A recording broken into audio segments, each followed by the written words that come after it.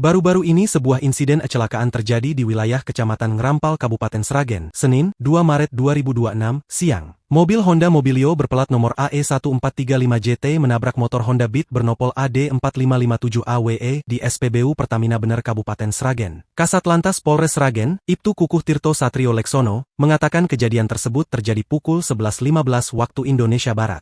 Ia mengatakan, kejadian bermula saat mobil Honda Mobilio yang dikemudikan Rizal Kristina, serta 4 penumpang yang berjalan dari arah barat ke timur. Sedangkan motor yang dikendarai Septian Wisnu Effendi yang berada di SPBU Bener dan sedang mengisi BBM pada motornya yang saat itu dilayani operator bernama Sri Rukmini, mobil itu melaju hingga sampai di lokasi kejadian diduga hilang kendali karena hendak menyalip truk dari kiri, sehingga oleng ke kiri membentur pembatas taman SPBU, hingga terguling dan membentur operator dan pengendara motor sedang mengisi BBM di dispenser 1 SPBU Bener, kata dia.